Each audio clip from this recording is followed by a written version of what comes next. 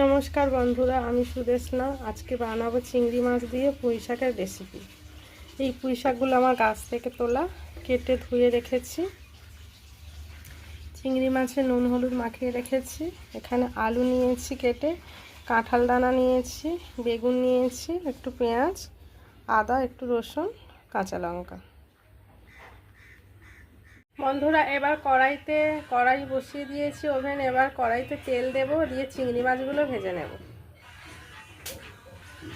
কড়াইয়ের তেল গরম হয়ে গেছে, এবার চিংড়ি মাছগুলো দিয়ে দেব। চিংড়ি মাছগুলো দিয়ে 1 থেকে 2 মিনিট ভেজে নেব। বন্ধুরা, চিংড়ি মাছগুলো ভাজা হয়ে গেছে, এবার উঠিয়ে নেব।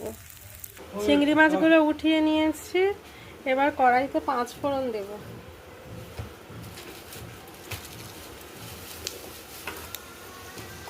শুকনো লঙ্কা দিলাম, তেজপাতা,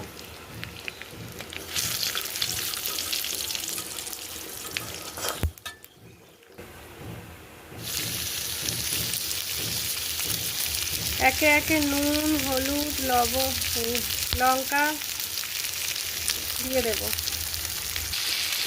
নুন হলুদ লঙ্কার গুঁড়ো দিয়ে ভালো করে গ্যাসটা কমিয়ে কষিয়ে নেব। গ্যাসের ফ্লেমটা কমিয়ে দিয়ে কষিয়ে নেব।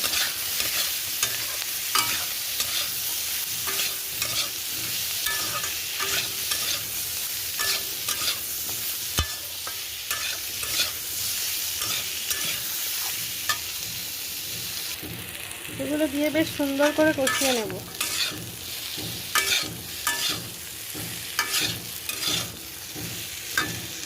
এবারে পুঁই শাকগুলো দিয়ে দেব।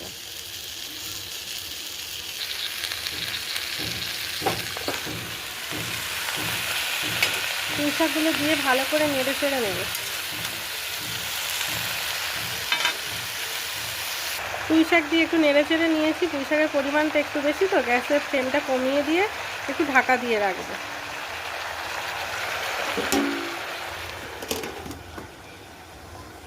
ঢাকাটা খুলে নিয়েছি। এবার পুঁই শাকটা ভালোভাবে কষিয়ে নেব। পুঁই শাক থেকে এমনি জল উঠেছে। এবার চিংড়ি মাছগুলো দিয়ে দেব। চিংড়ি মাছটা দিয়ে ভালো করে কষিয়ে নিচ্ছি। ভালো করে ভেজে ভেজে নেব। আবার একটু ঢাকা দিয়ে দিলাম। এবার জিরের গুঁড়ো ধনিয়া গুঁড়ো দিয়ে দেব।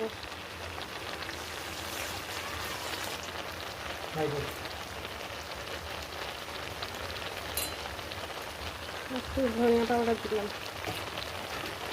ভালো করে নেড়ে চেড়ে নিচ্ছি।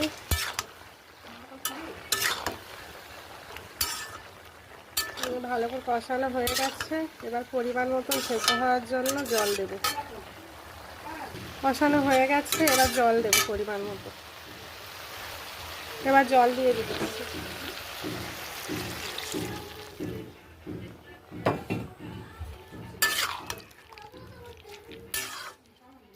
সেদ্ধ হওয়ার জন্য পরিমাণ মতন জল দিয়ে দিলাম। বেশ কিছুক্ষণ ঢাকা দিয়ে রাখবো। ফুটে গেলে একটু ফুটে যাক, তারপরে ঢাকা দেব।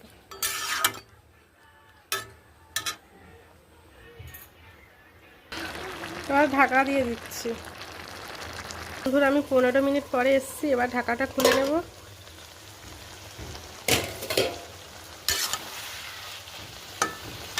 পুঁই শাকগুলো একদম সেদ্ধ হয়ে গেছে। পুঁই শাকগুলো সেদ্ধ হয়ে গেছে। এবার একটু চিনি দেব। একটু স্বাদ মতন চিনি দিচ্ছি। দিয়ে নেড়ে চেড়ে নামিয়ে নেব।